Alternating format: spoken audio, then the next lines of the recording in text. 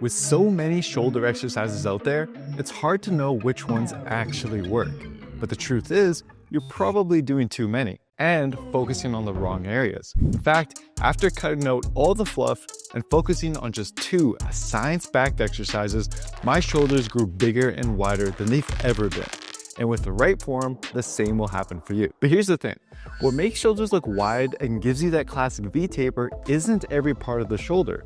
It's actually mostly down to just one main region, the side delts. But here's the problem. Most people's training doesn't reflect this priority. For example, when researchers analyze exercises in volume studies, they count every chest pressing set as one set for your chest, but also one set for your front delts because of how heavily involved they are. Now add in shoulder pressing, which targets the front delts even more, and you're left with way more weekly volume for your front delts than your side delts, whether you plan to or not. Do this for long enough and your shoulders will become overdeveloped in the front, but lack the width that truly makes them stand out. But here's the good news. Fixing this imbalance is actually quite simple. It just requires a shift in focus. If wider shoulders are your priority, I'd even recommend ditching shoulder presses altogether if they're not helping towards your goal. That's personally what I did. I haven't shoulder pressed in over a year. Instead, I shifted that time and effort to focus on my side delts, and that's when I really started seeing my shoulders widen. As for what exercises to focus on, the best option is lateral raises. But here's the thing, not all lateral raises are created equal. Take dumbbell lateral raises, for example. They're convenient and easy to perform, but they come with a key limitation. They challenge your delts most at the top, and ironically, this is where your delts are the weakest. As a result, you're forced to use lighter weights than they can really handle. But that's not the only downside. There's growing evidence that exercises providing a greater stretch and challenging your muscles in that stretch position may lead to better growth. Dumbbell lateral raises don't do either of those very well. So, how do we fix this? Well, this brings us to exercise 1. First, lock your elbow into your side and rotate your arm outward. Where your arm naturally stops is called your scapular plane. This is the optimal arm path for lateral raises, as it maximizes tension on your side delts and provides the biggest stretch at the bottom of the movement, which means the best lateral raise is one where your arm can move behind your body to maximize the stretch. Cables are the perfect tool for this, and by setting the cable at a slightly raised position rather than at the very bottom, you can immediately shift the challenge to the beginning of the movement where your side delts are more stretched. And you can do the single arm or double arm depending on your preference. That said, I do want to be upfront with you. While I've personally seen incredible results with this exercise, the science is still catching up.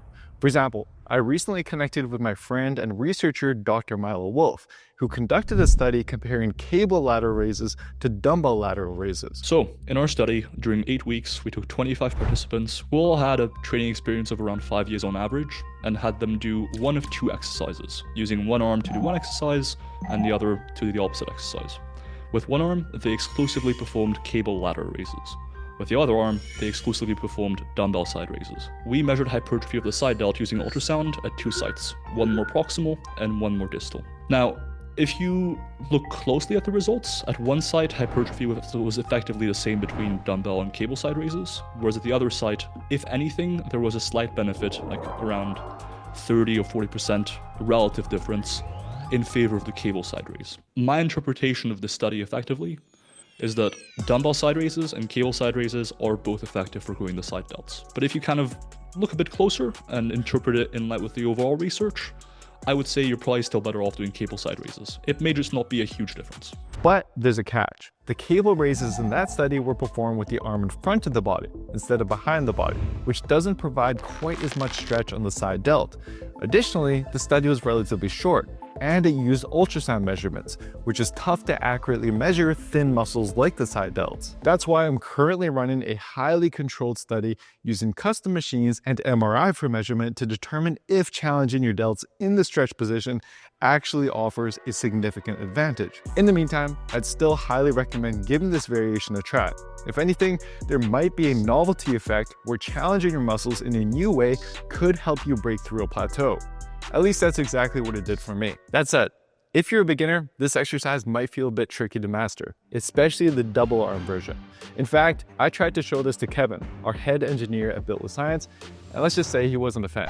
He sucks. It sucks. Let's go to lateral raise exercises. But don't worry, you do have other options.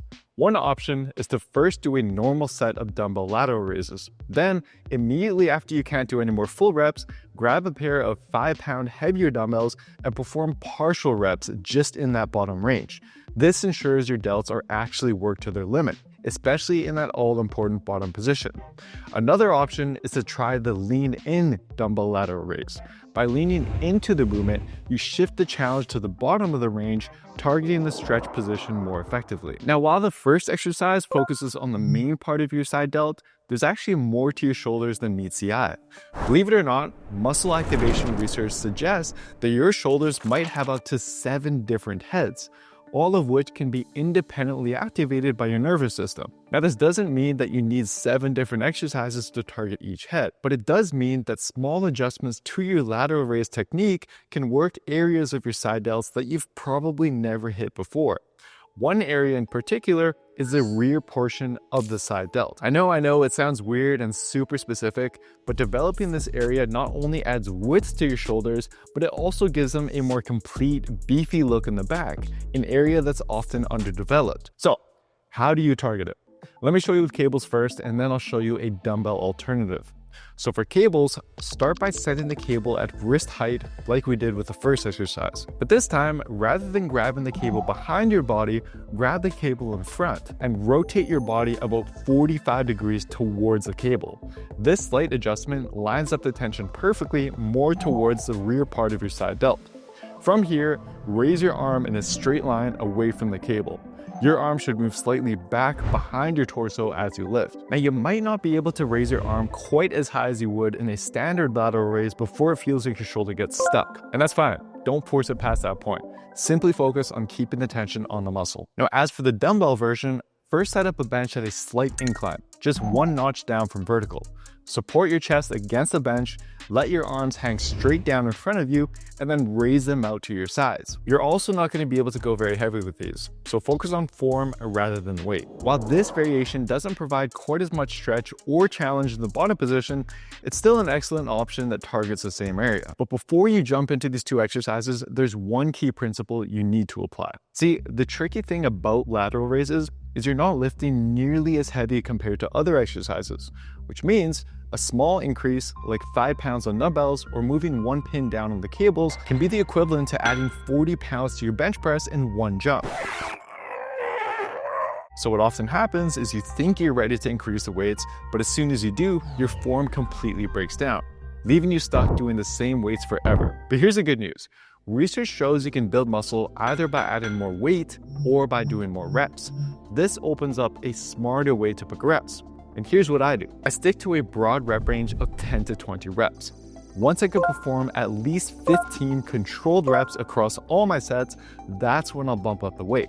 But when I'm using cables, where even 1 pin heavier can be too much, I'll use a simple hack. Grabbing a 5-pound or even a 2.5 plate and sticking the pin through it to make much smaller jumps.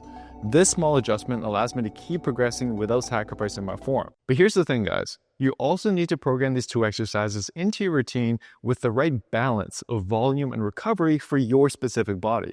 And that is why I am super excited to share that in January, I'm launching something my team and I have been working on for years. A brand new product designed to take care of your entire fitness journey, coaching you every single week with both your workouts and your nutrition, just as if you were working with me personally. I'm going to share more details soon, so stay tuned. But for now, if you want a done-for-you, science-backed plan that takes care of all the guesswork for you, just head over to builtwithscience.com and take the quiz to find the best program for you and your body. And if you're looking to pair your wider shoulders with a bigger chest, then check out this video next for the 2 exercises that finally helped me grow my stubborn chest. Thank you so much for watching, and I'll see you next time.